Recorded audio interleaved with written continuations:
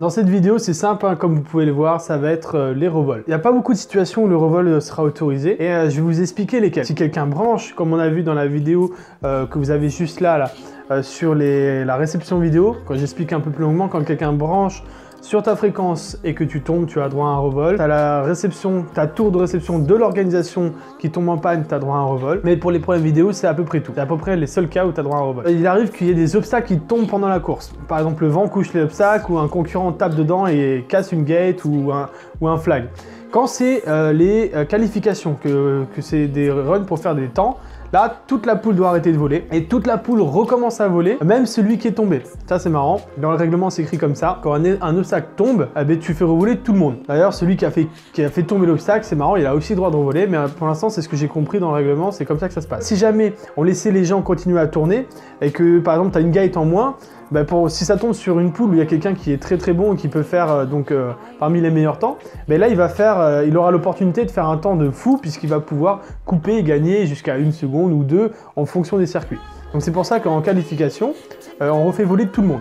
Par contre, quand c'est les éliminatoires, à la phase éliminatoire, si un obstacle tombe, le marshal le dit à haute voix, un tel obstacle ou tel gate, vous pouvez passer au-dessus. Et là, en tant que pilote, toi, tu dois raser l'obstacle au-dessus, tu ne dois pas couper, hein, tu dois passer au-dessus, mais sans prendre l'obstacle. Donc, et là, il n'y a pas de revol, c'est que tout le monde dans la qualification, dans la poule, tout le monde dans la poule d'éliminatoire continue à faire le circuit en passant au-dessus de l'obstacle. Donc là, pas de revol pour le groupe entier. Tu peux demander un revol si, par exemple, tu as été bousculé pendant que tu pilotais. Si un juge ou quelqu'un qui passait dans les paddocks te tape et tu tombes, et qu'il y a le juge qui était derrière toi, qui te spottait, qui confirme ce qui s'est passé, là, tu peux demander un revol. Quand c'est les éliminatoires, c'est toute la poule qui revole. Du coup, le gars qui a bousculé, si c'est un pilote, il est disqualifié de la course. Par contre, si c'est juste un juge, etc., c'est très pénalisant pour les autres, mais il faut faire revoler toute la poule quand c'est la phase éliminatoire. Quand c'est la phase de qualification, il n'y a que le pilote qui est tombé, qui a été gêné, qui revole pour refaire une tentative de chronométrage. Il n'y a pas de revol à cause du bruit. Même si quelqu'un crie à côté de toi, même si quelqu'un parle trop fort, etc. Il faut s'habituer. Dans le sport, le sport va évoluer. On va être amené de plus en plus souvent à se retrouver dans des endroits très bruyants, comme il y a eu par exemple sur les Champs-Élysées, avec de la musique, avec des gens qui crient, avec un commentateur. Par contre, ceux qui font du bruit, qui crient ou qui parlent trop fort, le marshal peut très bien se réserver le droit de disqualifier un concurrent parce qu'en effet, il a gêné trop de personnes. Mais tu peux pas demander un revol derrière. Il peut arriver que certains fassent des faux départs. Si ça arrive, en fait, il a une sorte de carton jaune, une sorte de joker qu'il a grillé.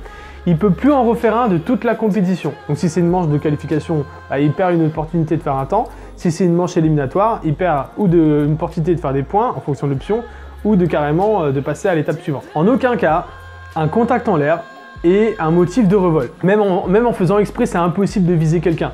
Tu ne peux pas faire exprès de taper quelqu'un. C'est l'effet de course. Ça arrive de temps en temps en drone de course. C'est un truc que tu ne peux pas contrôler.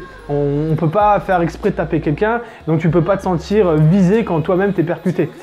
Ça arrive, malheureusement. Si jamais tu viens demander un revol pour ce motif, en fait, ça sera toujours refusé. C'est pas la peine d'essayer. Quand tu te fais percuter, c'est juste impossible d'obtenir une nouvelle opportunité de voler.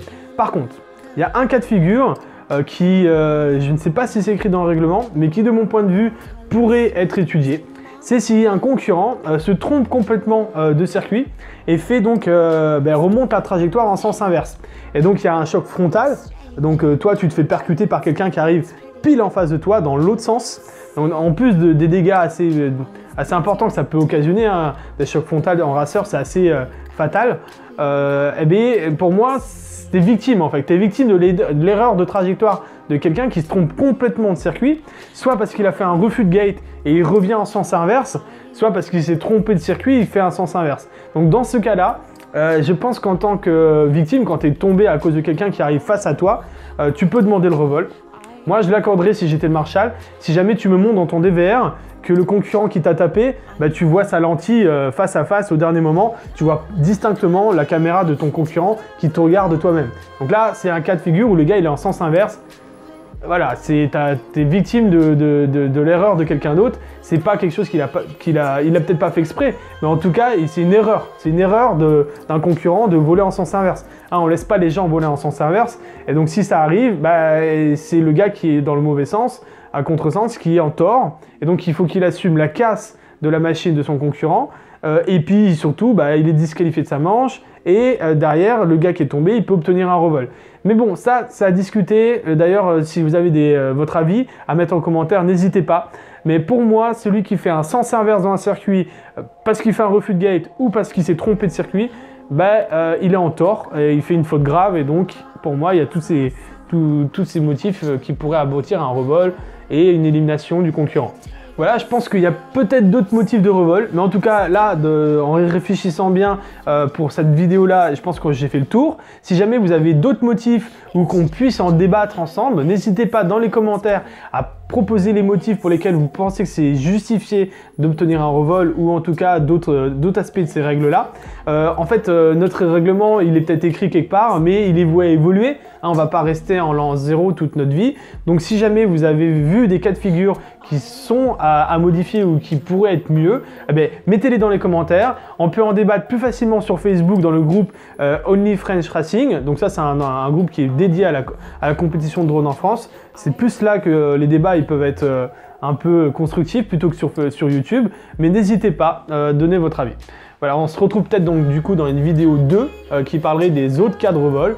Ça sera complété si jamais il y a plus de matière à apporter. À la prochaine et pas de sens inverse, ça fait trop mal aux machines.